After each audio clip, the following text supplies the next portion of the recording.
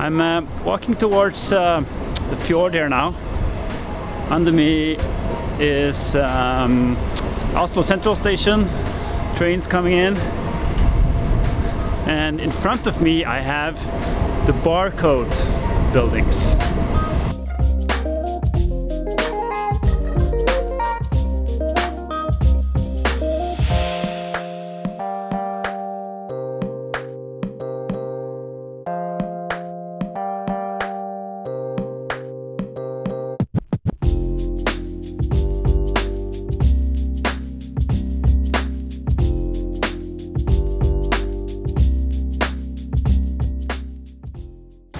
When you hear the word barcode, you think about that little scannable label that you find on most products. However, when you say the word barcode to people from Oslo, they think about these multi-purpose buildings that are built down by the fjord. If you go back in time, just 20-15 years, all of this area was not accessible to the public. There were warehouses here, and there were ship containers as well.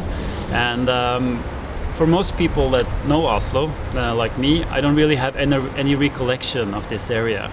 I knew that it was industrial, I knew that you didn't go here, and I knew that if you wanted to go down to the water, you had to go somewhere else. Now that has changed a lot as we are upgrading our whole waterfront, which is going to be done in 2027. We've gotten a new opera house, there's a new national library, there's a new monk museum as well, there's a lot of residential homes, and then you have the Barcode that was finished just 4 years ago. When you imagine the layout of the Barcode buildings, you can actually think about the barcode tag. You can see the buildings as the black bars, and then the space in between as the white bars. So you have quite narrow buildings here, but they're very deep. And the idea about leaving space in between the buildings is that you would have a connection between the city and the fjord, as opposed to having a wall of buildings blocking the city off from the water.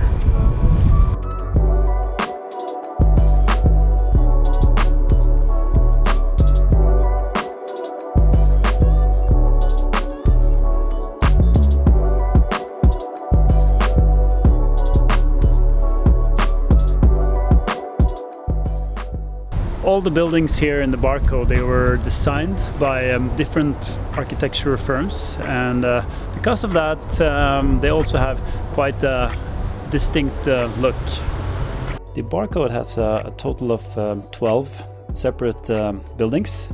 The first one I want to take a look at is the Deloitte building, and this building was designed by a Norwegian architectural firm called Snøhetta, Snow Cap, same firm that designed the Opera House. And the surface here is half in glass and half in dense elements, and gives it a very sculptural look. And it's actually inspired by a glacier, same as the opera was. And it has gotten a nickname, which is the Ice Mountain. Then you have the MAD building, and it has this name because it was designed by an architecture firm called MAD, short for Modern Architecture and Design. And this is the most narrow building. It's only 7.5 meters wide, 23 feet, and it's 90 meters long, 180 feet.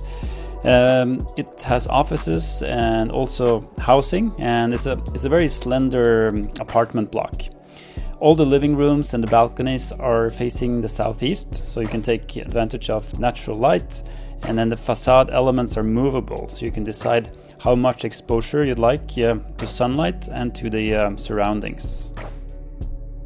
This is the DNB Nord building. These are offices for the Norwegian Bank, and the architects are MVRDV, Dark Architects, and A-Lab. And these are 3 buildings that are linked together with a below-ground street area where there are restaurants and other shared areas on the first and the second floors. And This building has glass reflective panels. They're tilted at slightly different angles to reflect different fractions of the surrounding scenery, and the steel rack is wrapped in a stone skin, so it appears as a rock that one can climb onto. Then the last one here is the Wedge, made by A-Lab Architects, and it's designed as a narrow wedge with an inside width that ranges from 5 to 10 meters, 15 to 30 feet more or less. And it has these meeting boxes on the outside, which gives it a very characteristic look. It has glass windows from ceiling to roof, makes it feel very spacious on the inside. And this is the only building in the Barcode that is made in bricks, so it differs from the other buildings. And they wanted it to be that way because it marks the end of the Barcode. I've spent a very enjoyable morning here now at the Barcode. I hope if you haven't been to Oslo before that you'll have a chance sooner or later come here and check out these buildings. Also, I'm interested to hear what you think about them, so leave a comment if you wish, and if you enjoyed the video, please hit the like button. I'll see you soon.